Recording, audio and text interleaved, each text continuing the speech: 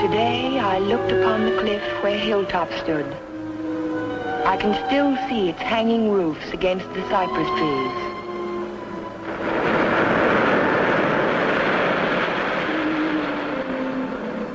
But Hilltop is no more. There is only a scar of jutting rock where once its windows glittered in the California sun. My Aunt Amelia's house still stands next door. I was a welcome guest within its walls, but to me it will always be a house of fear. I was afraid that Sunday morning in September. I was afraid before the doorbell rang.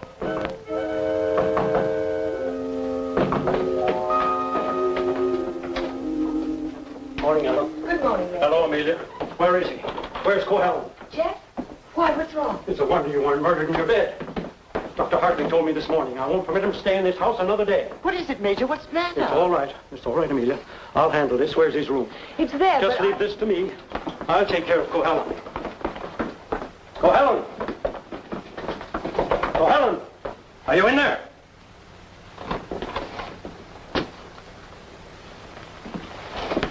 He's gone. He can't be. He said last night... Well, I mean, he must be around somewhere. I'll search the place from top to bottom. Would anyone mind telling me what all this excitement is about? You've been harboring a dangerous man. A man who is... Wouldn't it be fairer to Jeff if we waited until we find him and then he can speak for himself? Well, by all means, find him. But where? Well, supposing I look in the garage and see if his car's still there. Just what did Dr. Hartley tell you?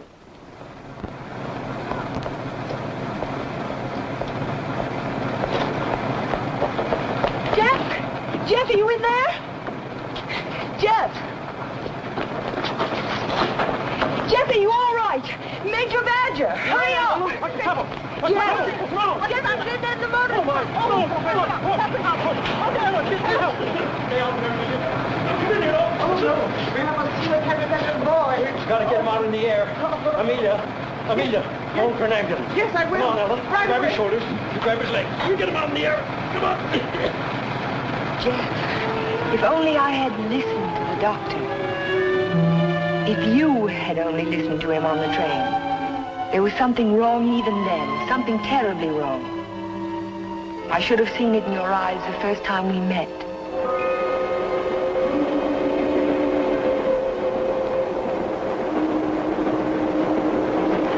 Well, hello, Jeff.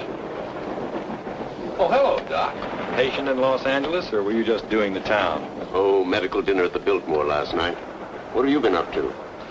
I spent a couple of days at the General Hospital. Those dizzy spells again? Nothing serious, I hope. When I need a doctor, I'll come to see you. I was getting some technical stuff for the Veterans Hospital I'm working on. Didn't I hear somewhere that Ben Shepard donated the land for it? That's right. Join me in a cup of coffee? No, thanks. I've just had breakfast. I'll see you later then. Oh, Jeff, Yes? I don't like those recurring periods of depression of yours. Why don't you come in and let me give you a checkup? One of these days.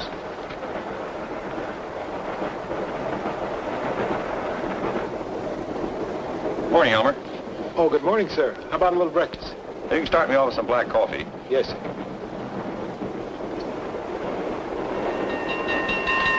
May I? Yes?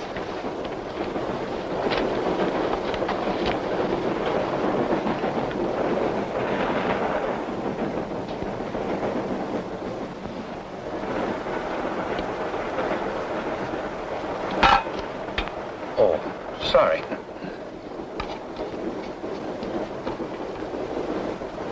Go ahead, throw it. I'll just save the train from being wrecked. By throwing salt over your shoulder? Oh, by showing proper respect to the powers of darkness. Powers of darkness. What have we here? A disbeliever? Let's see what the tea leaves say about you. Your coffee, sir. Oh, thank you. There's a trick my grandmother taught me. She learned it from an old witch in Ireland. And so you've been drinking coffee ever since? That's beside the point. I see your name scribbled on the bottom of the cup. It starts with an L, doesn't it? It does not. Ah, but it does. The tea leaves never lie. I see it now. L-N. Your name is Ellen. Isn't it? Yes. You'll not be so quick to scoff now, will you? Now, let's see where you're from. I see a large body of water, not so large as an ocean, but the next thing to it. Now, what could that be? Lake Superior. It's the largest lake in America. Then you're from Lake Superior. From Minnesota. Now we'll go into your destination. It's Pine Cliff, of course. You wouldn't be on this train. But where in Pine Cliff? I see here an old woman and the letter A. Now, let me see. The old woman is standing in the garden and she's talking to her neighbor. So you're going to the city, she says. And what train will you be coming back on? Saturday's train, he says. Then you'll have a pleasant companion, she says, for my niece Ellen is coming to visit me and she'll be on Saturday's train. You see, the tea leaves never lie. And neither do the tea bags. But how will I know her, I says to Amelia. Sure, now, she says, just look around the parlor car and the prettiest girl there, that'll be Ellen Foster. You're a real Irishman, aren't you? You've obviously kissed the blonde this time. Kissed it, she says. I wear it on my watch fob. And just from what part of Ireland do you come? Flatbush.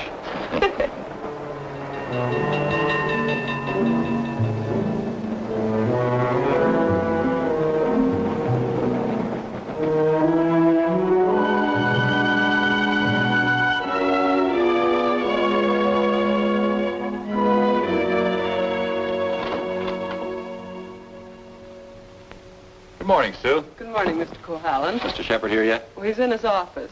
Thank you. I think this would be an ideal site for the beach club, don't you, Keith? Yeah, it certainly would, Ben. Busy, Ben? Oh, come right in, Jeff. Well, we bring the road in here and divide this section into 2-acre lots. Hold out this area for the golf course. Hi. How are you, Ben? Hello, Jeff. How was the trip? Fine, thank you. I bought you a little present while I was in Los Angeles. Found it in an antique shop. Hi, Jeff. Paris.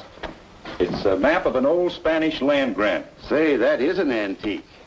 Here's the Ibarra territory. My grandmother's grandfather, he lived right there. That was before California was a state, wasn't it, Ben? It certainly was.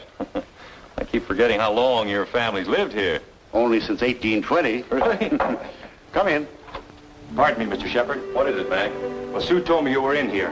Did you take any blueprints with you when you went down to the city? No, why? Why, the rear elevations are missing. They can't be. I put them in a file Thursday. Well, they're not there now. Well, they must be. Come on, I'll help you look for them. See you later, Ben. Thanks for the map, Jeff. Glad you like it. Jeff seems to be getting awfully absent-minded lately, doesn't he? Well, the boy works too hard. Maybe so, but... Say, that's quite a map, isn't it? Oh, it's a beauty. Look, here's our beach. That's the old Spanish name for it, Costa del Rey, the Coast of Kings.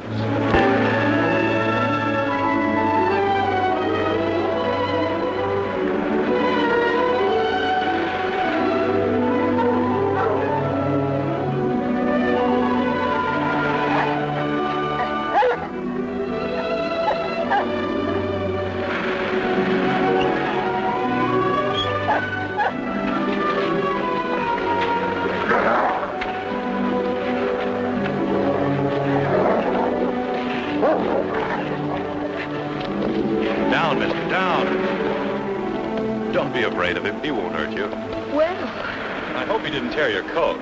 oh no, it's all right. I don't know what got into him. He never barks at people. He seemed to think I was an intruder. Oh, yes. Of course, that must be it.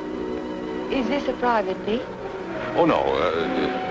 It's just that there was someone who used to sun here beside this rock. Well, I'll forgive him this time.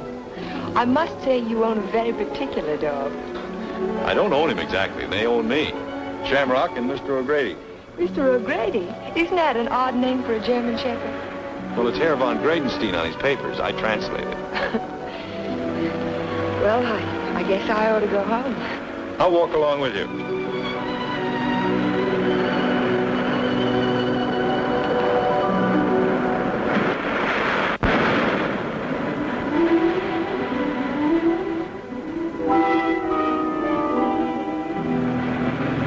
What an amazing house.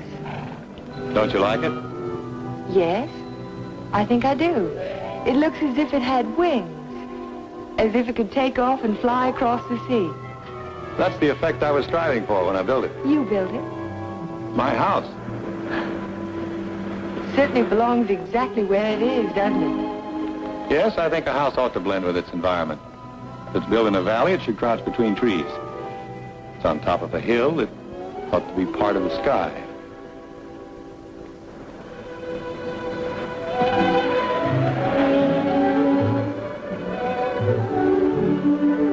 As soon as I put Shamrock up, I'll walk the rest of the way with you. It's nice of you to insist. Isn't it? I'm beginning to like your house more and more. You can't take it all in at the first glance, can you? No, it's like some people that way, I guess. You have to know them a while. Like you, for instance? Yes, I suppose that's true of me, too. We don't have houses like that in Minnesota. Do you mind if I take a closer look at it? I thought you said you were late. Oh, another 10 minutes won't matter.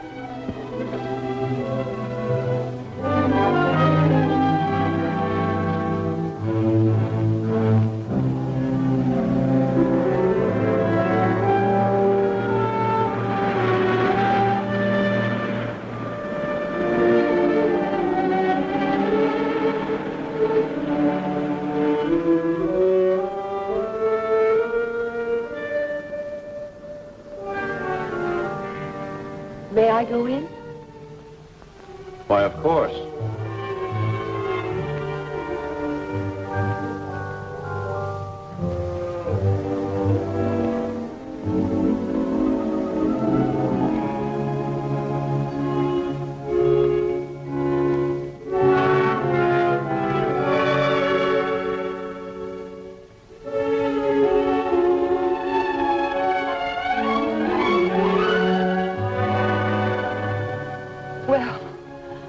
I just don't know what to say.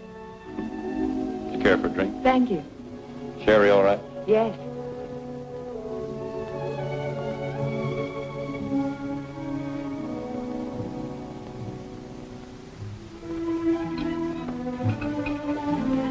What an unusual picture. It's by Del Lopez, the Mexican modernist. Thank you. What's it called? Doesn't have a name. What does it suggest to you? Well, it's not real, but then it's not real either. It might be a garden in a dream. It might be. Or he dreamed of the girl who belonged in the garden. That's pretty good. And then she became more important than the garden, and perhaps that's why she's out of proportion. Perhaps she did. Perhaps that's why a woman gets out of proportion to a man. I really don't know anything about modern art. There isn't anything to know about it. It's like music. Its form doesn't have to copy nature to please the senses. Or does it? We were talking about art. I was talking about figures. Are you interested in figures? I have a Sivigliano. You have a what? Sivigliano, an Italian sculptor. I bought one of his porcelains with my first fee. Would you like to see it? Yes, I would. Where is it? Over by the window. Come on, I'll show it to you. This is my good luck charm. It's called Hotai, the Chinese goddess of chance. Sivigliano always...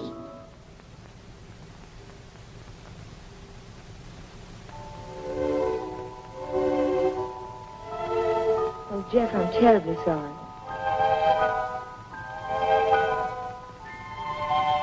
Can it be mended? No, it's beyond mending. Well, Aunt Amelia may be worrying about me. I suppose I should go home. Yes, I suppose you should.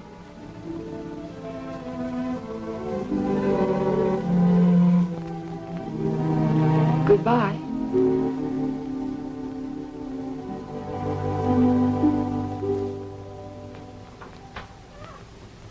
Good afternoon, Luella. Hello, Miss Foster. Is Aunt Amelia at home? I didn't see her go out. Ellen. Oh, hello, Aunt Amelia. Were you afraid I was lost? No, I was sure you could take care of yourself. But it was getting late, and I was afraid you'd forgotten about the dance at the country club tonight. Of course not. I just ran into Mr. Cohallen on the beach, and I stopped by his house for a glass of sherry. You were inside Hilltop? Why, yes. You don't disapprove, do you? After all, I'm a little old to need a chaperone. But no one's ever been inside Hilltop before. No one. Except Jeff. It's funny. He built it for his bride. Then there's a Mrs. Cohallen. No, Vivian was killed the night before the wedding. How awful. Aunt Amelia. Yes, dear. What was she like? Vivian, she was the most beautiful girl you ever laid your eyes on. She was Ben Shepherd's daughter. Ben Shepherd. Ben owns most of Pine Cliff. That's why it was such a perfect match. Jeff was a protege of his, more like a son. And when he fell in love with Vivian, Ben was delighted. Of course, he adored Vivian, especially after her mother. And I shouldn't talk about a mother. It was such a scandal. Poor Ben. Aunt Amelia, you said that Vivian Shepherd was killed. Was it? It was an accident. Jeff told Ben it was bad luck to have a party before the wedding, but Ben insisted. There were so many people there. Jeff and Vivian stole away in her car, and 5 minutes later she was dead in a collision on 12-Mile Drive. You never can tell what private tragedies people have had, can you? I mean, when you first meet them. He seemed so light-hearted on the train. He can be that way sometimes. The next minute he's strange, like never inviting people into his home and never mentioning Vivian's name. I can tell you one thing, we've been pretty worried about Jeff, but the way he's been acting. Well, how would you expect him to act after a shock like that? Seeing the woman he loved killed right in front of his eyes? It's a wonder he didn't go out of his mind. Don't get so excited, dear. I'm sorry. And don't get too interested in Jeff Cohallen. There are other attractive men in Pine Cliff. Oh, men who aren't... Men who aren't what, Aunt Amelia? Well, after all, he has had a tragedy in his life, and it's only a year ago. Hadn't we better get dressed? Yes.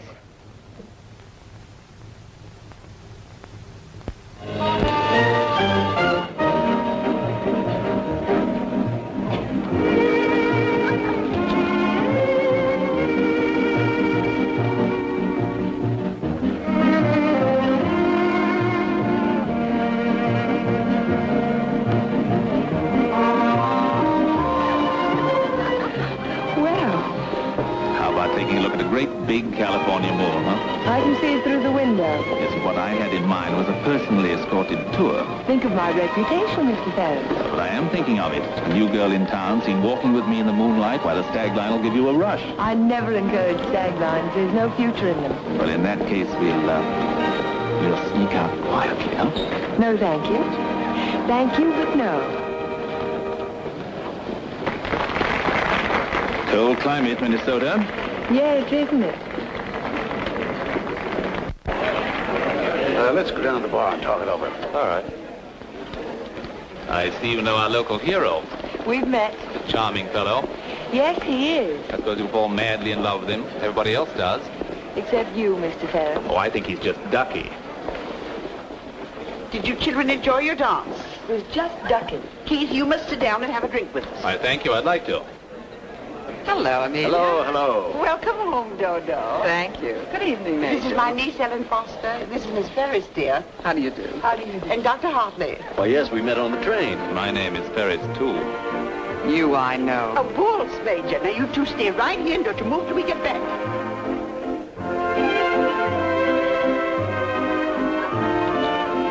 Miss Foster, the only dance I know is a waltz. Will you risk it with me? I'd love to, Dr. Hartley. And how were things at the separation center? Did you have a good time? Reno is delightful. I received my discharge papers yesterday. You'll get your copy in the mail. Well, that calls for a celebration, doesn't it? It certainly does. In that case, I'll take you down to the bar and buy you a drink. Oh, really? Oh, come now. We're civilized people, aren't we? Well, I guess it can't do any harm. You know, I think it ought to be a lot of fun, now that we're not married anymore.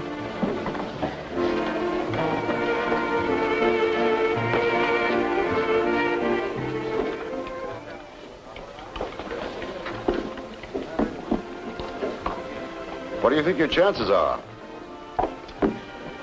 Ben, I built more hospitals in the South Pacific in 1 year than the average architect will see in a lifetime.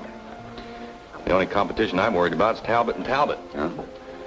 Not that I can't compete with them professionally, but they seem to know how to play the political side of it. Well, that won't count here. I hope not. Anyhow, I'm indebted to you for a crack at it. I merely suggested that they invite a local architect to submit plans. Jeff, you're looking pretty seedy. Sure you haven't been working too hard? Well, it's been a pretty hectic week, Ben, but we finished up tonight. Plans are all wrapped and ready for mailing in the morning. Hello, Ben, you old darling. Hello, Dodo. Hello, Jeff. There's an admirer of yours looking for you upstairs. Who's that? A girl by the name of Foster. You seem to have made quite a score. Aren't you speaking to me, Jeff? Certainly, Dodo. How are you? Fine. Our congratulations in order? They certainly are. We're celebrating the new freedom. See you later. Bye. I think I'll go upstairs, Ben. It's getting a little crowded down here.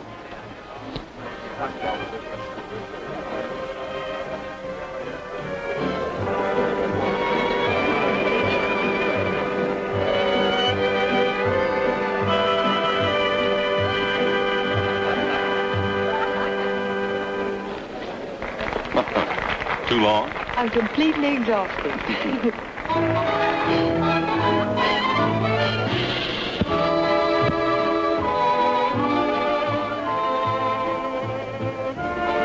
What is that song? Do you know?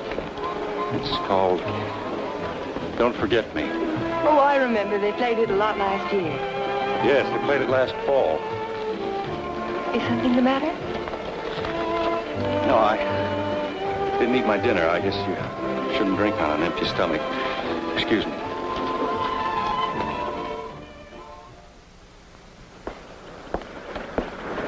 Here, Butch. Such a little animal, and yet he's got an appetite as big as mine. Well, Jeff wasn't act, sir. Oh, maybe he left early. But he looked so worried last night. Well, supposing he's ill and there's no one to take care of him. After all, dear Jeff's a big boy now.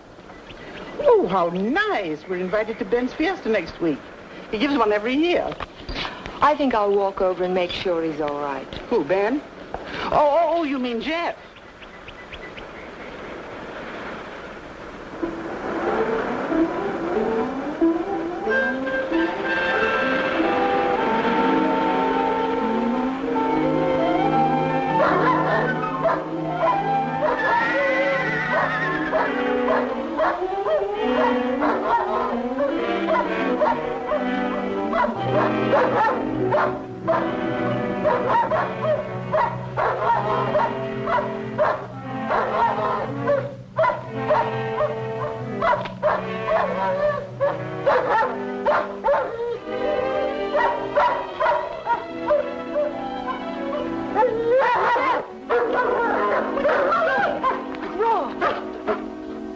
Look at his right front leg.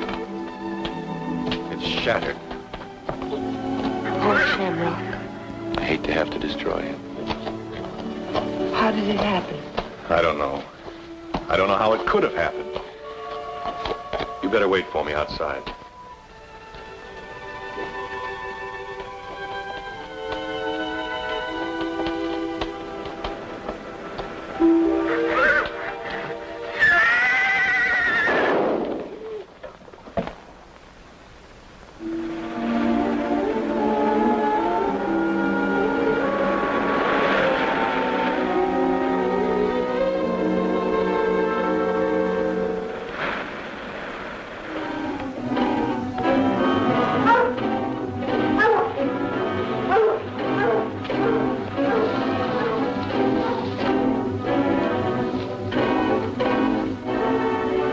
Which way he went? Who? The man. What man? He was hiding in the bushes. Didn't you see him? No. I only saw some branches move, that's all.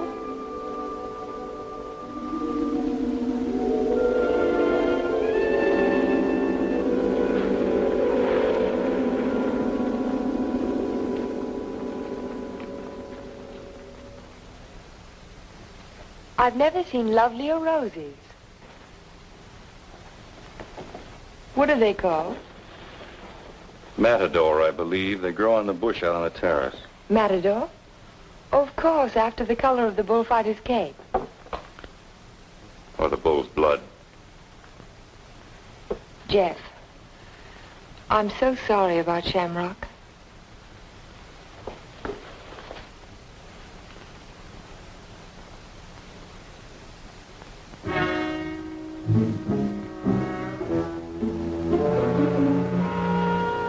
Helen, you better go now. You're not safe with me. Do you understand? Suppose I don't want to be safe. Please go now. I'll call you later. All right, Jeff.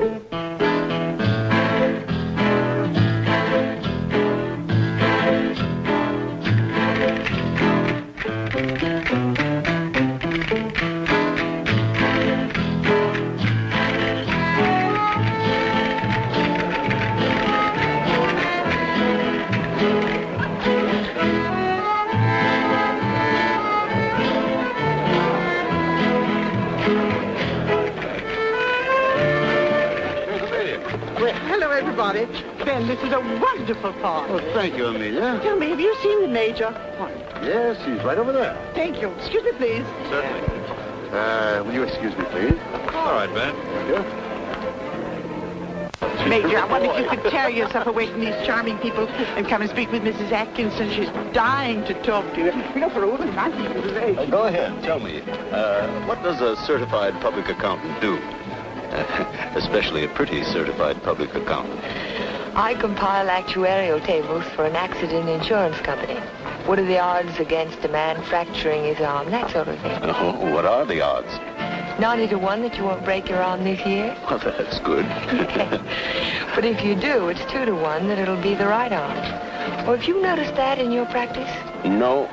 What I've noticed is that my patients have all their fractures just when I'm ready to sit down to dinner.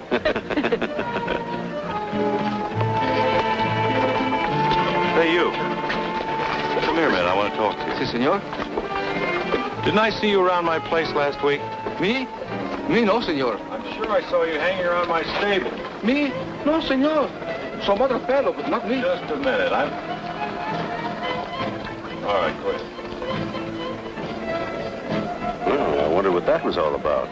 Oh, the morning after the dance, I went over to see if Jeff was all right, and there was a prowler behind a bush. Did you see him yourself? No, but Jeff did. Oh. Cigarette? Thank you. Did you ever compile any figures on the incidence of mental diseases for your insurance company? No, they weren't on our list. Interesting subject. Who's sane and who isn't?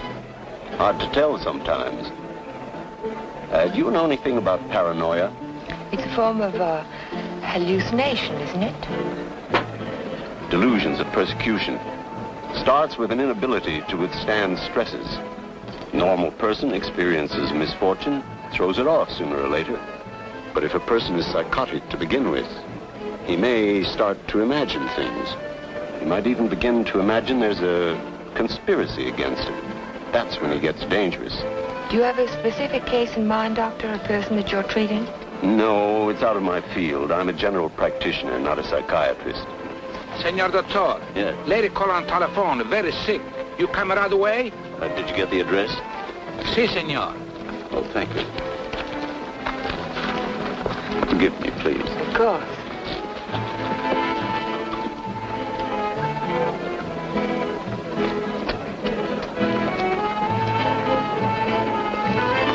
Are you sure, Jeff? Ben, I'm positive it was the same man. Well, I'll talk to him if you want me to, but you know how it is with those fellows. They all look alike if you don't know them.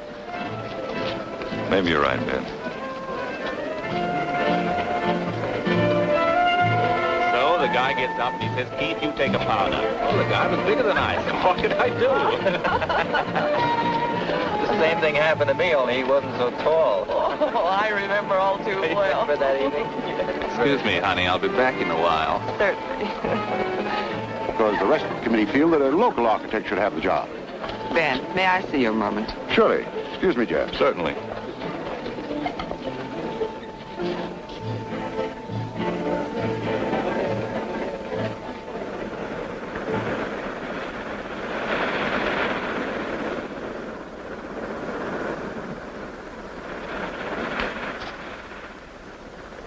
Well, if it isn't Miss Icicle from Minnesota.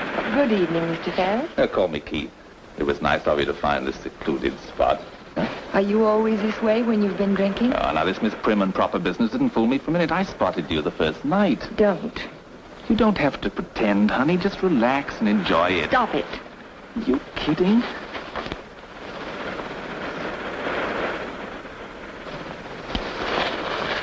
Jeff. Hello, Galahad. Been playing Peeping Tom? Get out. Don't be ridiculous. As I was Would you saying, mind honey, leaving us alone? Jeff, please I'd like to don't. have a few words with him. Privately. If I ever catch you around Ellen again, I'll run you out of Pine Cliff. Galahad, you frightened me. I'm warning you, I mean it. Keep away from her. I know too much about you. So what? You'll never open your mouth. That's the beauty of it. It's your story, and you're stuck with it. I don't have to open my mouth. I can close yours. What are you two boys arguing about? What does anybody ever argue about? Politics. Oh, politics. Keith, will you do me a favor? Dr. Hartley had to leave on an emergency call. Will you see that Dodo gets home? She has a little headache. I'd be glad to. Ben, don't you think maybe I'd better? Look, I pay her alimony. I'll take her home.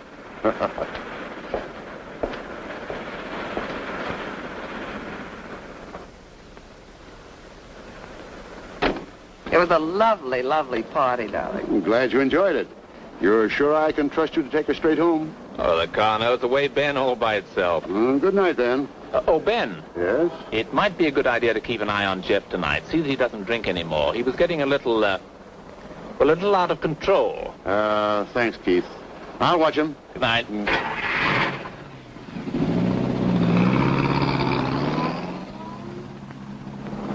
Still cutting the lad's throat, I see. An inch at a time. Every little bit helps. Helps what? Or is it just pure meanness on your part? Don't be stupid. Ben hasn't any heirs, has he? All that money and not even a second cousin.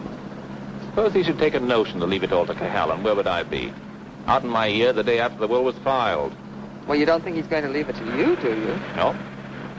No, I'm voting for charity, with Keith Ferris as administrator of the estate. What would you think of a Vivian Shepherd Foundation for something or other? That turns even my stomach. Oh, I'm very well, thank you. You were in the cavalry, weren't you, Major? Well, I'd like to ask you a question. Can a horse break its leg in its own stall? What's that? You think it's a chance in a million? No, I was just computing the odds on an accident that happened last week. Well, thank you very much for the information, Major. Good night.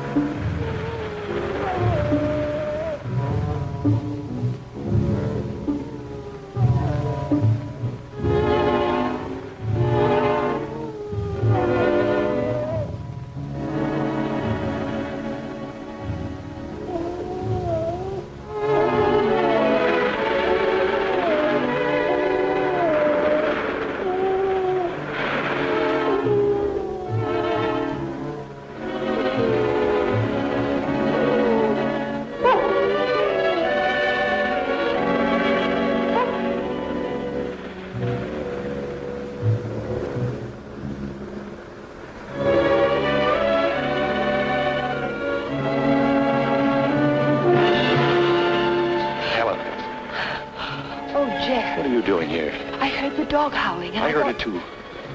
Could you tell where it came from? No. It's around here someplace, but I can't locate it.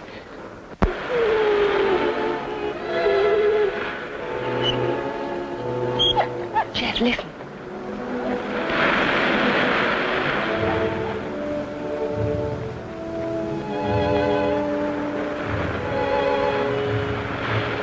What's the matter, mister?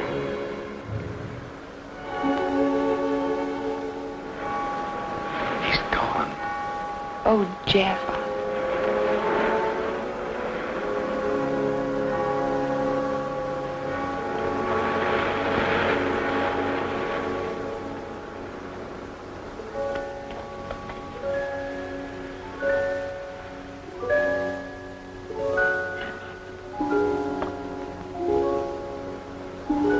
Well, that's about all we can do tonight. Jeff, I want to talk to you. Well, not now. I'm sorry, I didn't mean to be rude, but I'm just not in the mood for conversation. You have to listen. It's important. Well, let's go up to the house.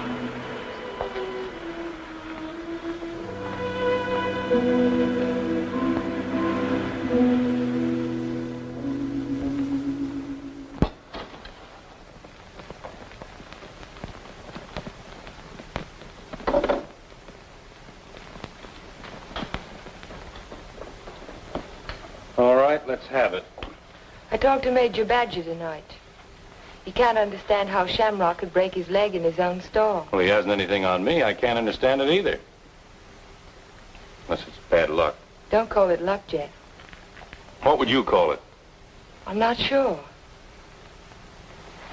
A few days ago, this rose was on your matador bush. It was alive and beautiful. Now it's dead. Was that bad luck, or was it cause and effect? You picked it, so it died. I didn't pick it. The whole bush died overnight for no reason. There must be a reason. There's always a reason for everything. Is there? Maybe you can give me a reason for this. Take a good look at it. It looks different. Is it the way the light hits it? It isn't the light, it's the colors. Look at it again. Oh, I see what you mean. They faded, haven't they? All the life's gone out of it.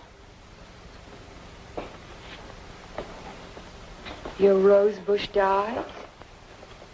Your painting fades. But have you ever had a common, ordinary fall, Jeff?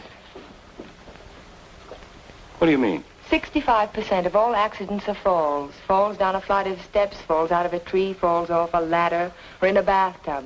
But nothing of that sort ever happens to you. It's too ordinary. Your kind of accident has to be unique. What are you driving at? Your bad luck, Jeff. It's a little too bad to be true. Your porcelain figure fell off the table while nobody was in the house. Shamrock broke his leg while he was in his own stall. Now your picture fades. It's too bizarre, Jeff. The impossible can happen, but not over and over again. Are you trying to tell me they didn't happen? No, they happened all right, but it wasn't luck. Can't you see the pattern that runs through all your accidents? Shamrock, Mr. O'Grady, your picture, your statue, your rose bush, and the collision on the highway last year. That's when it all began. 6 accidents, and every one of them killed something you loved. Do you know what the mathematical odds are against a run like that? 1,000,000,000 to 1. Are you telling me they weren't accidents at all? No, I'm only trying to tell you that lightning can strike twice in the same place, Jeff, but not 6 times. You mean you think that all of these things have been planned by someone? Someone who hates you, who's trying to destroy you. Who could it be, Jeff? I don't know. We'll find out. We'll go back to the beginning, the night that Vivian was killed. We'll talk to the policeman who reported the accident. We'll find the garage they took the car to. We'll ask 1,000 questions about the accident and about Vivian. Ellen. We'll start tomorrow morning. We'll look for witnesses. Ellen, wait a minute. Perhaps the ambulance driver will remember something. I'll find him and I'll talk to him. You won't talk to anyone. Well, why? Why won't I? Because I don't want you to. But, Jeff... Listen to me. I don't want you asking questions. I don't want you investigating anything. This is my affair. I'll handle it my own way. I was only trying to help you. Well, now you've let me know where I stand. You don't want any help from me. All right, then, do it your own way. Ellen, listen to me. Just don't let any black cats cross your path. And if you see a horseshoe, pick it up and spit on it and throw it over your shoulder. That ought to take care of everything. Ellen.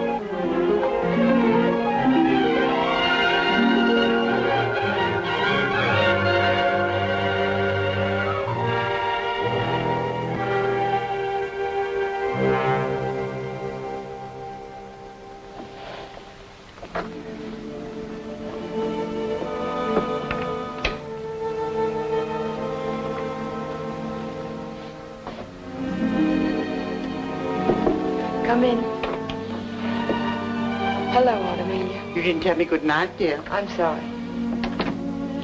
Is anything wrong? No, there isn't anything wrong. There isn't anything right either. I saw you come home. You were at Jeff's again, weren't you? Yes. I don't want you to think I'm an old busybody, but I'm all the family that you have, and it would help you to talk to someone. What is there to talk about? He doesn't love me. He never will. He's in love with a memory. I tried to warn you to be sensible. Sensible. I love him. I've got to help him if I can, whether he likes it or not. I know. Good night, dear. Good night, Aunt Amelia.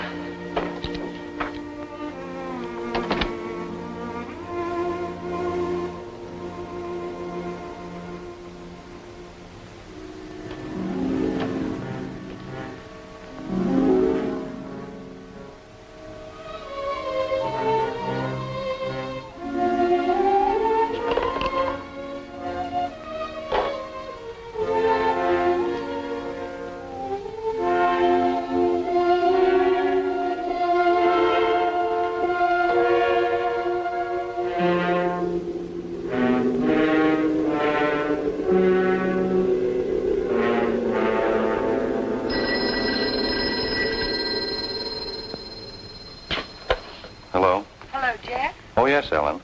I've taken your painting to an art shop. You did what? I found out some very important information. If you come over tonight, I'll tell it to you. No, I can't tell you now. Look, I thought you understood I was going to handle this in my own way.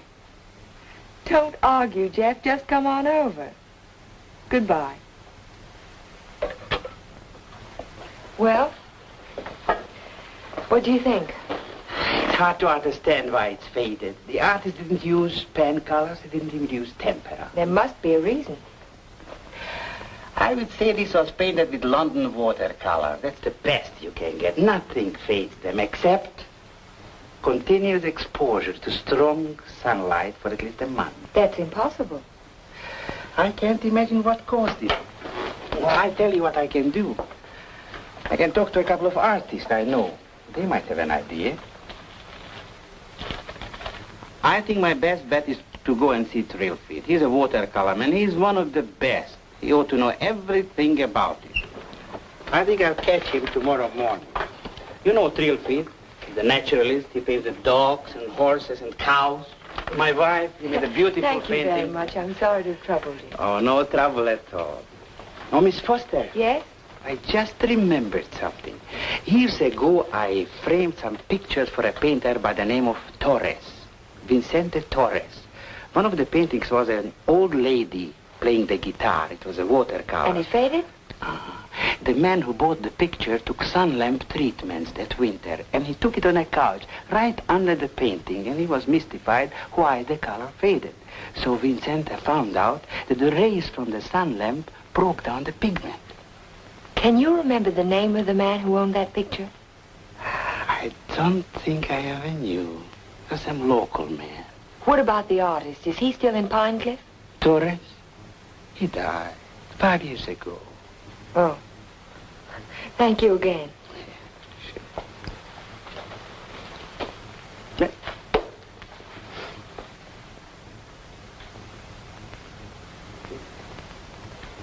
Very strange. Have you told anybody else about this? Of course not. But someone in Pine Cliff knows that you can fade the colors out of a painting by turning a sun lamp on it. If we can find out who owns that picture, Jeff, the portrait of the old woman with the guitar... What would it prove? If somebody wants to destroy a painting, there must be 100 easier ways of doing it. It's not all.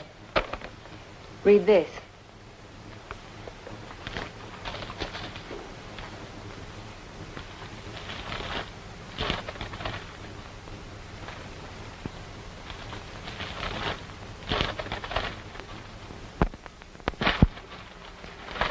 Arsenic? In the soil underneath the matador bush, I dug it out this morning. Enough arsenic to burn out the whole root system. It didn't get there by accident, Jeff. Someone put it there.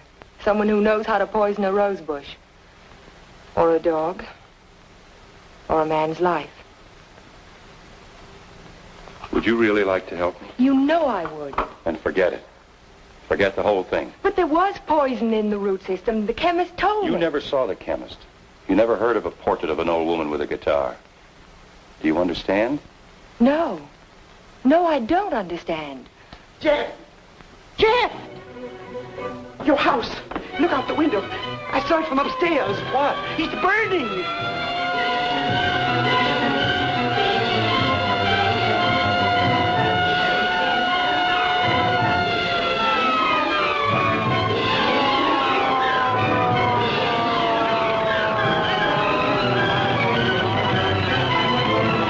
Sorry, we won't be able to save much, Mr. Cohallen. The fire's got too big a stern.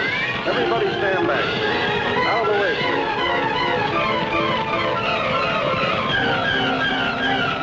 Hello, Jeff. A lovely fire, isn't it? You know, you can see it for miles. Jumped right in my car and drove over. Wouldn't have missed it for anything.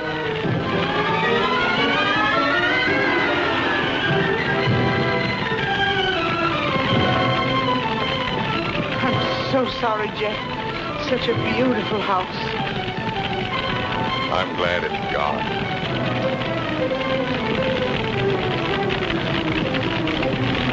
Be sure to tell Jeff that he's welcome to come and stay with us as long as he likes.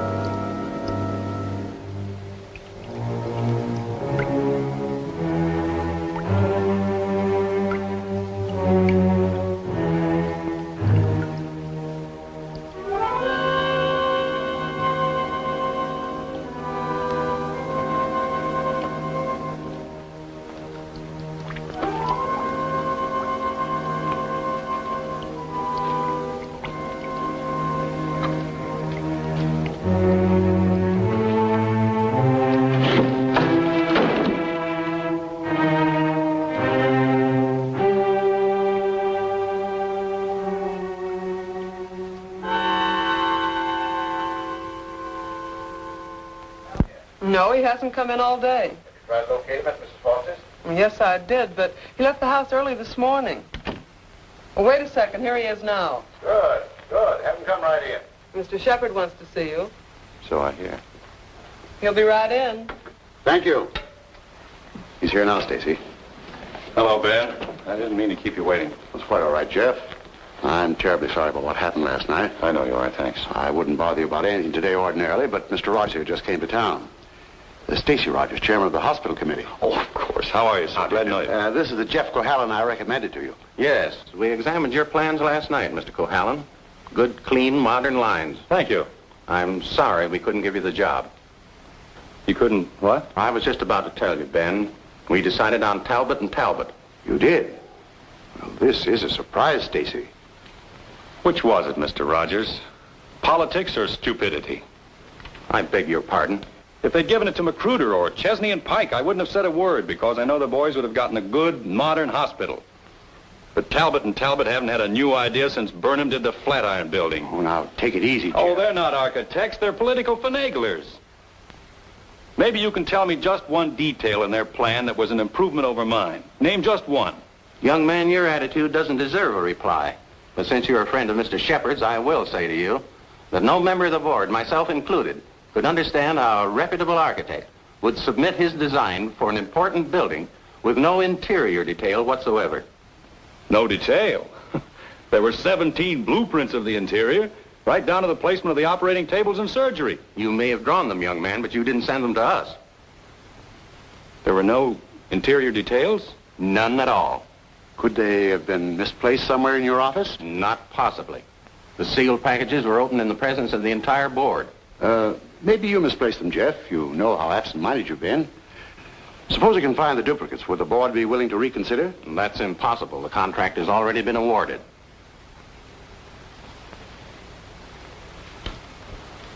Well, this is quite a shock, Stacy. I felt sure that Cohalan would get this job.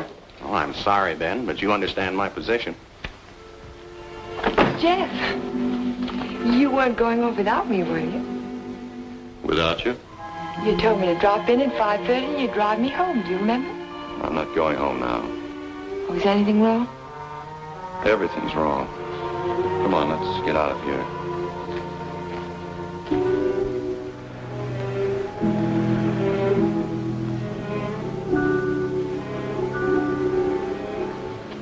It's dreadful. A whole year's work completely wasted. Typical Cohalan luck. Don't keep calling it luck. Supposing someone took those plans out of the office and wrapped the package over again. Who'd do a thing like that? Keith would. He hates you. He hates everybody. There's something twisted inside of him. It would take a psychiatrist to explain it. And why does Mr. Shepard keep him on at the office? He doesn't know what he's like. Dodo must know. She acts as though she's still in love with him. There are women who love men like Keith. Take a psychiatrist to explain that, too. It's getting kind of late. I'd better drive you home.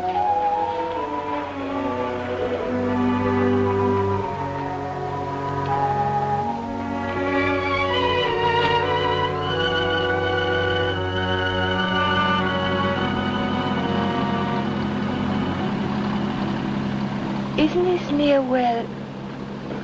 What'd you say? Nothing. Drive faster, will you, Jeff? I want to feel the wind in my face. All right.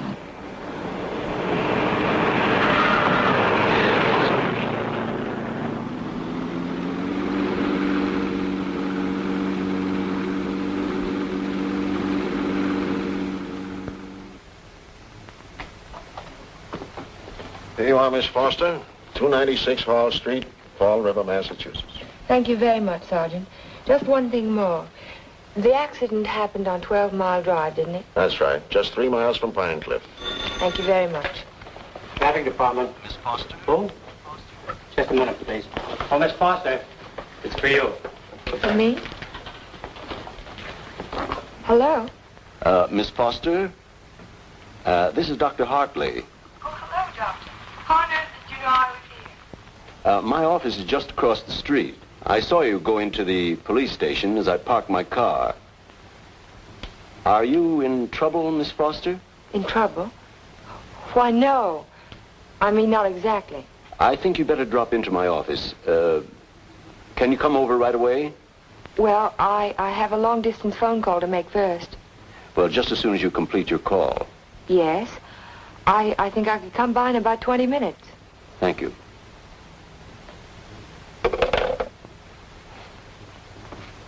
Thank you, Sergeant. That's all right. Miss Foster. Hello, Dr. Hartley. Come in. Come in. I was startled when you telephoned me at the police station. Well, I'm very glad I spotted you when I did. Why did you ask me if I was in trouble? Well, the fact is, I'm in rather an awkward position. But your aunt is getting along in years, and I didn't want to disturb her unduly, so I thought it best to discuss this matter with you. Sit down, sit down. Thank you. Yes, Doctor? Since I'm your aunt's physician, I feel it's my duty to inform you that she isn't safe. That neither one of you is safe, for that matter. So I wanted to get your permission to speak to your house guest, to ask him to move to a hotel. But I don't understand. What has that to do with my aunt's safety? Yes, I was afraid you'd ask me that. The fact is, you're forcing me to take an unethical action. The man isn't my patient, and even if he were... Whatever it is you're trying to say, Doctor, why don't you just go ahead and say it? Yes, you're quite correct. I'll come to the point. Let me say that I believe your house guest, Mr. Cohalan, is definitely paranoiac. He seems to have all the obvious symptoms of delusions of persecution. If that's true, then you and your aunt are in a hazardous position. Two helpless women in the same house with a man who may become dangerous at any moment. We can't allow it. May I ask you a question, Doctor? Certainly. You speak of delusions of persecution, but... Oh, a delusion is imaginary, a thing that never happened. That's right. But Jeff's dog was poisoned. His house was burned down. That was no delusion. I saw it myself. Did you see the gasoline can? Gasoline can? The gasoline can the police found in the ruins of Hilltop. It was an unusual type of container. Only one store in Pine Cliff sells them. And that store sold such a can to Jeff last Monday. How do you know? The chief of police told me so this morning. But I don't see how. And that isn't all. The body of the dog was disinterred. He died of arsenic poisoning. 2 days after his master brought a package of weed out. Are you trying to tell me that Jeff burned down his own house, that he poisoned his own dog? That's impossible. No man in his right mind... Exactly. No man in his right mind. But why? Why would he do a thing like that? Listen. Listen to this.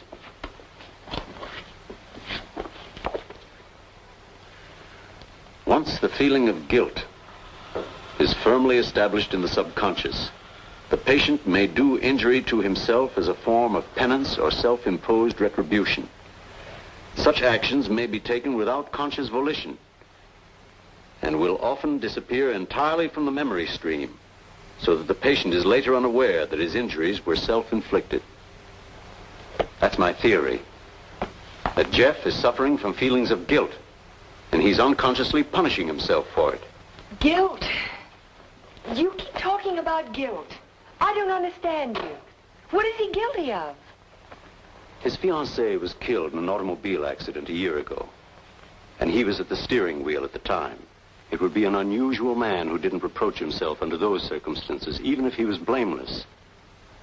And if he thought he was responsible for the death of the woman he loved, if the thought began to prey on his mind, it's rather an obvious theory, isn't it?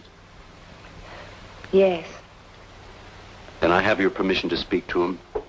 I'll be as tactful as possible. No, not yet.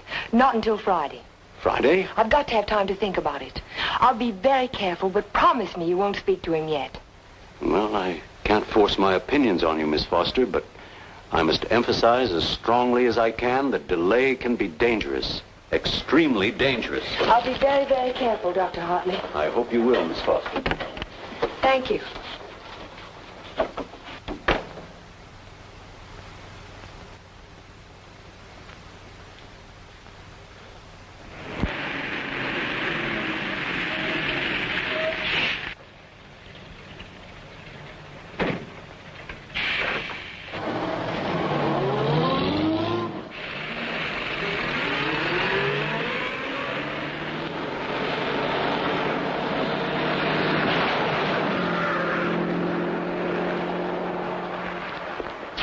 That man must be crazy.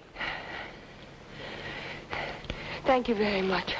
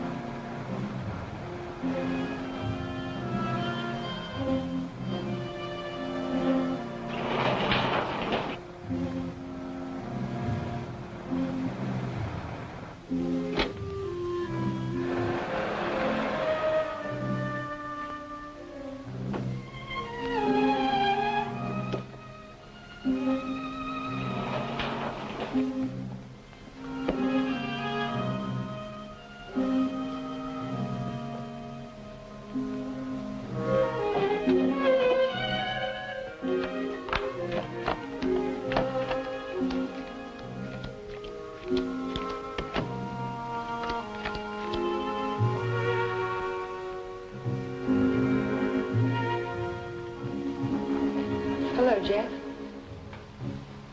Hello.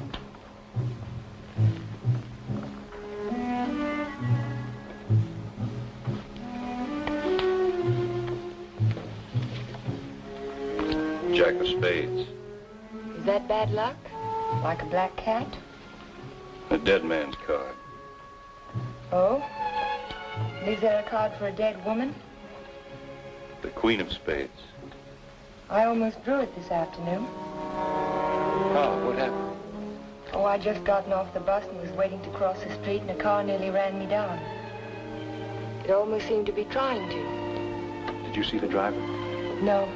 I was too busy trying to get out of the way. What kind of a car was it? A green convertible. Like yours. Except the top was up. You've got to get out of here, Ellen. You've got to get out of Pine Cliff right away. Why, Jack? Because something else is going to happen. I can feel it. It might happen to you. I'm not going to leave, not now. I'm warning you, Ellen. It's no use, I'm not going. You're asking for trouble. Am I? And I'll really ask for it. Watch yourself closely. Watch yourself every minute. Don't trust anybody.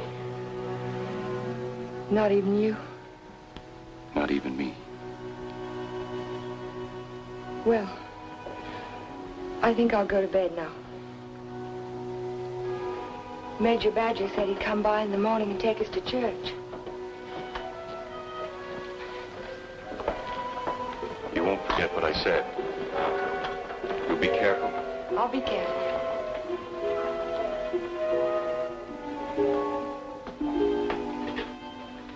Jeff. Yes? How long have you known Dr. Hartley? For years, ever since I came to Pine Cliff. Has there ever been any bad feeling between you? No, why should there be? Well, he thinks that the shock of Vivian's death might have affected your mind. He thinks that you might be paranoid.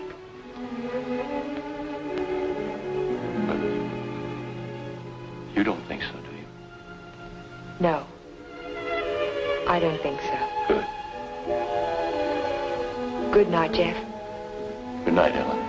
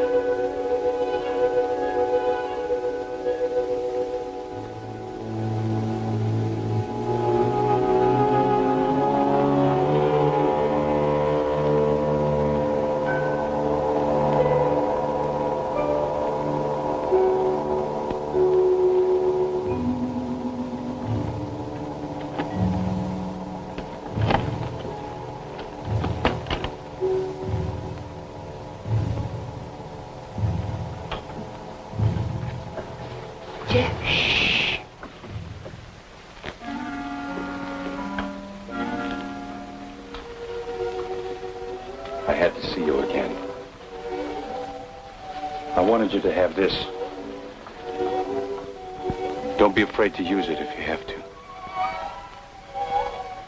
I want you to wait for me tomorrow morning.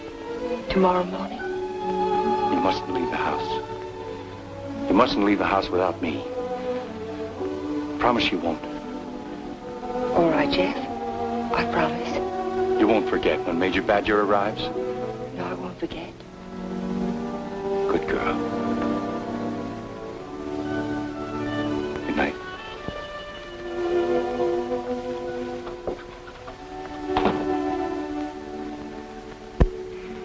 We found Jeff early the next morning. I can still smell the fumes of the gasoline as we pulled his body from the car. But somehow it didn't quite ring true. I couldn't believe that Jeff would try to kill himself. No suicide note was found, but the local architect was discovered in the Foster garage with the door closed and his car motor running. He was immediately removed to City Hospital, where latest reports from Dr. Raymond Hartley advised that Cohalan is now definitely out of danger. On the national scene, Congress resumed its discussion of the Morse-Conlon bill today. Labor spokesmen have announced that they will request an amendment guaranteeing... I'd like some more coffee, nurse. With cream and sugar? How did you get by the no visitors sign? I walked right straight past it to ask you a question. Oh, you did? Well, suppose you walk right straight past it again, going the other way. Not till you've answered my question. Would you rather I rang for a nurse? Oh, you weren't that way on Saturday night when you needed me. I made you a promise then and I kept it. Now I think you owe me the answer to one question. Just one. Well, I won't ask you why you came to my room that night. I know the answer to that one. Oh, you do? Certainly. You wanted to make sure that I'd find you on Sunday morning before the motor ran too long. You probably didn't start it until after the major rang the doorbell. You don't miss much, do you? You counted on that, too. You knew that when we couldn't find you in your room, I'd think of looking in the garage and thank you to see if your car was still there.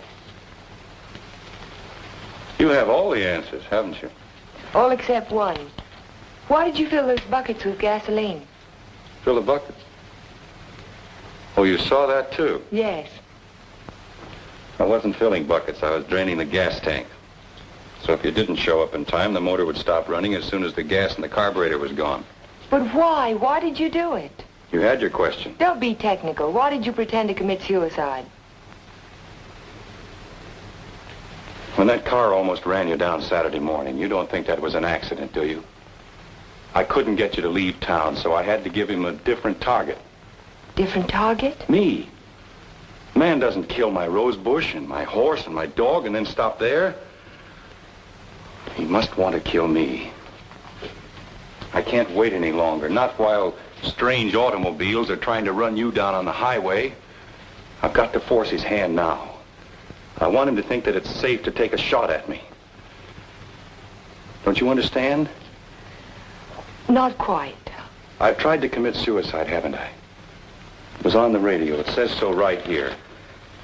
So what if somebody takes a shot at me now and leaves the gun in my hand? It's an open and shut case, isn't it? The police wouldn't even investigate. So he's free to kill me now if he can. Doesn't have to hit around the edges anymore. But keep away from me. Don't stand too close to the target. Is that why you wanted me to leave Pine Cliff? That's why I want you to go home now and stay there. Lock the doors from the inside. If you have any visitors, don't let Aunt Amelia out of your sight. Don't trust anyone. Where will you be if I want to find you? I don't know, but I have to get out of here. I can't wait for him to make the next move. I've got to get out and go after him. You say the exhibit was in 1939? The summer of 39. I ought to have that catalog somewhere.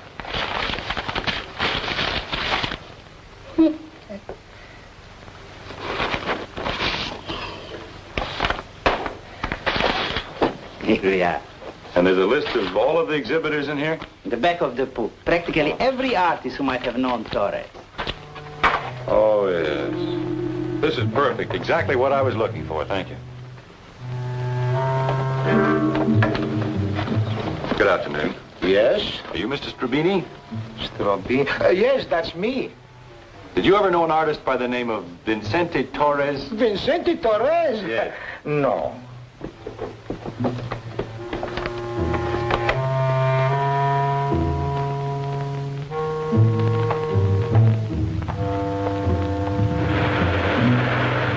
Vicente Torres? Certainly I knew him well. Watercolor man. No sense of depth. Do you recall a painting he did, a portrait of an old woman with a guitar? An old woman with a guitar? Don't believe I ever saw it.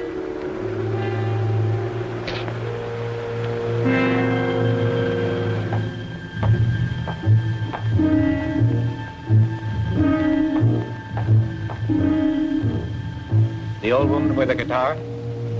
Yes, I remember when Torres painted it. It was during his Renoir period. Do you remember who he sold it to? Didn't know he ever found a sucker. It was a piece of tripe. Well, thank you. Not at all.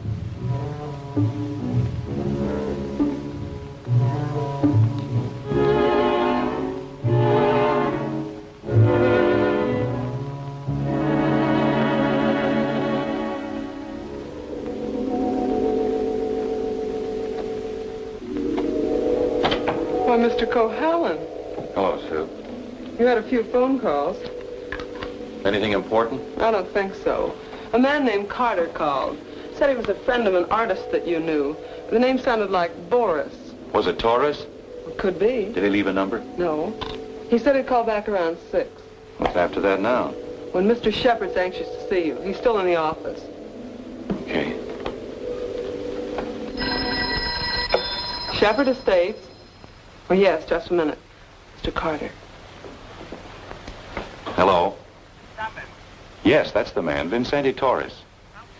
Do you remember a watercolor he painted, a portrait of an old woman with a guitar? You do? Do you remember who bought it? You're absolutely certain? Oh, thank you.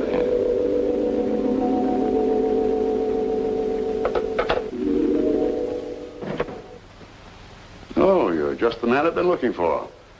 They wouldn't let me in the hospital, and you seem to have disappeared since you got out. Well, I had some important things to do, Ben. Well, anyhow, you're here now. That's the main thing. Of course, I know it was an accident, boy. You couldn't have done it deliberately. Couldn't I? Of course not. But just the same, you've been overworked lately. You're looking all fagged out. It's time you took a rest. Yes, I could use a rest. A nice long rest. It's just what I had in mind. As a matter of fact, I'm tired myself. That's why I'm thinking of taking a trip. See something of the world before I get too old. Sounds like a fine idea, Ben. It'd be a good idea for you too, Jeff. Why don't you come along with me? The two of us could have a pleasant time together. Leave all our worries behind and take things easy for a while. What kind of a trip were you thinking of, Ben? I haven't made up my mind. Where would you like to go? Oh, an ocean voyage might be nice. If the ship had a low rail and a long drop to the water.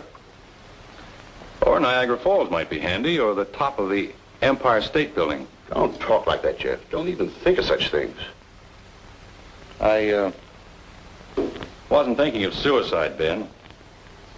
I don't expect to jump. I expect to be pushed. You're crazy, Jeff. You're talking like a paranoiac. Where did you get that word, Ben?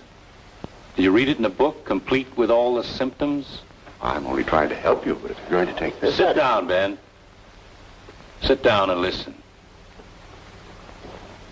You had all the tools to work with, didn't you? Your ranch hands who think you're a king will do anything you tell them to. I was out your place yesterday, Ben, looking for Pedro. They told me he didn't work for you anymore. He hadn't since the day after my house burned down. You let him go, didn't you? After he'd done his job. I'm beginning to think the doctor's right. I'm beginning to believe you do have delusions of persecution. Paranoia, Ben. You learned the word. Use it. When did you first plant the idea in Hartley's mind? Did you say, I'm a little worried about Jeff, and tap your finger on your forehead? Jeff, I'm not going to talk to you any longer. You're not in your right. Not while you're in your present mood. I wouldn't do that if I were you.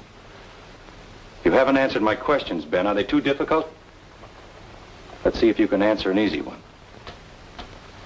Whatever happened to that painting that used to hang in your living room, the portrait of an old woman with a guitar? Wasn't in the living room. It was in my study. Why? When'd you get rid of it, Ben? After it faded? After you found out what a sun lamp can do to a watercolor? You want to know who put me on your trail? You did yourself. When you tried to convince me I couldn't trust my memory anymore. I hate to say this, Jeff, but you can't trust your mind anymore. Can't I? I made a written list the night I wrapped the hospital plans to make sure nothing was left out. And 17 blueprints were missing when the package was opened by the state board. No one could have tampered with that package but you. No one else knew it would be on my desk overnight. I didn't know anything. Yes, you did. I told you. At the country club. You wanted to destroy my faith in my work, didn't you? It was the only thing I had left. Oh, Jeff, this is ridiculous. That's what I thought at the beginning. But once I began to suspect you, it all fitted together. I even remembered that your foreman was in the store the day I bought the can of gasoline. That gave you an idea, didn't it? Yes. It gave me an idea. How do you like your own medicine? How do you like waking up every morning wishing you were dead? Then you don't deny it anymore. No. I'm glad you found out. Because you can't do anything about it. Go tell somebody I poisoned your dog. Go say I burned down your house. You know what they'll think, don't you? They'll think you're crazy. I don't care about the others. It's what you think that's important. You've been like a father to me, Ben. In a funny kind of way, you still are. What made you change? What made you start to hate me? Was it Vivian? You killed her. I did everything for you that one man can do for another. And how did you repay me? You murdered her. Not murder, Ben. Not murder. A drunken man at the wheel of an automobile. What is he if he isn't a murderer? Can't go in there. Can't go in there. No. Ellen, what are you doing? Jeff. Mr. Shepard, this is Mr. Nelson of Fall River, Massachusetts. Last year he was driving through California, and when he reached Pine Cliff, he had an accident on 12 Mile Drive. Is this the man who was driving the car in which the girl was killed? Well, you said not to say anything when you paid my damages. Go ahead, answer. No. No, it wasn't. It was that fella back there.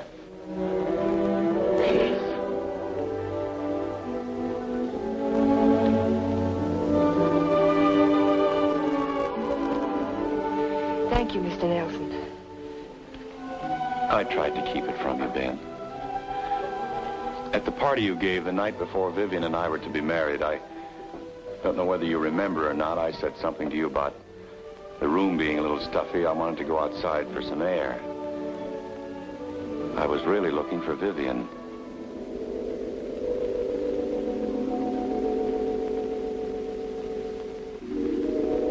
I found her, all right. I heard them talking to each other. It wasn't anything new, Ben. It had been going on for years. All the time I was overseas. He was telling her why he'd never marry her. He couldn't. Dodo wouldn't give him a divorce. So she said, we'll run away without a divorce.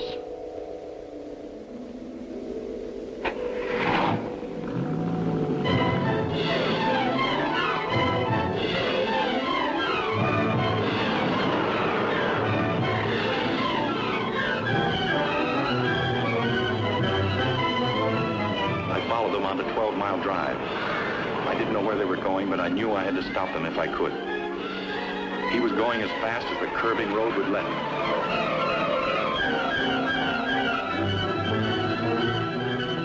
I tried to catch him, but he was driving like a madman. We were coming to the fork where 12 Mile Drive meets the highway. I saw a car approaching on the main road. Ferris didn't see the other car. I knew what was coming, but there was nothing I could do to stop it.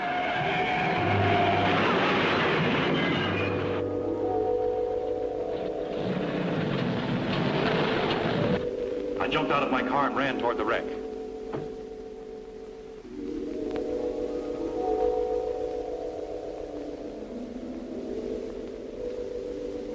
He said, do something for her. But there was nothing anyone could do for Vivian. There was only one thing left to do for anybody. I told him to take my car and get away from there. I didn't want you to find out how she died, Ben. Or what she was really like.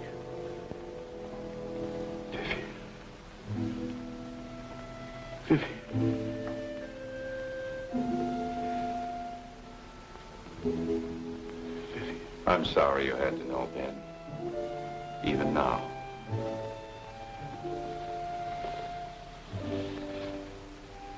Vivian, I always gave you everything you wanted from the time you were a little girl. You were all I had after your mother ran away. She was no good. I never told you that, did I? Your mother was no good. Now you want to run away, too. You're just like her. The same bad blood. Jeff, he thinks I know. I won't go through that again. I'll kill you first. I'll kill both of us. My shoulder. Ben, put down that gun. Put it down. She ran away. She ran away from me.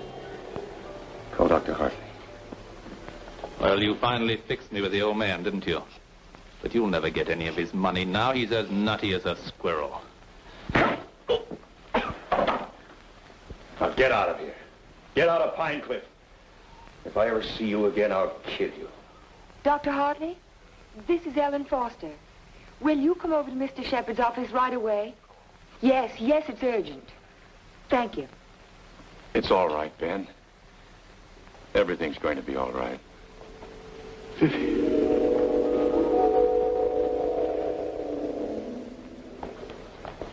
Well, Doctor, will he live? He's healing beautifully. No infection, no complications, simple perforation of the deltoid. And all the time I thought it was my shoulder. You won't need that thing anymore. Good. Yeah. He'll be as good as new in a week. Tell me about Ben. Well, Amelia, Ben was the psychopath, of course, from the beginning. I ought to have suspected it, of course. Now he's had what the psychiatrists call a catharsis. He's brought his troubles out into the open. Ellen helped to bring them out when she phoned Fall River. He'll be all right now, in time. Well, I'm very happy to hear that. Well, I hate to drag myself away, but the ill and injured are waiting. I'll see you to your car, Doctor. Bye, Ellen. Jeff? Goodbye, Dr. So long, Doc. And now, young lady, suppose you come along with me.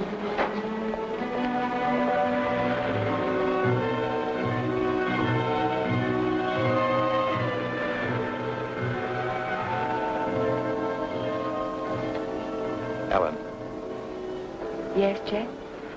there's something I've been wanting to ask you. Yes, Jeff? How in the world did you ever find that fellow from Fall River?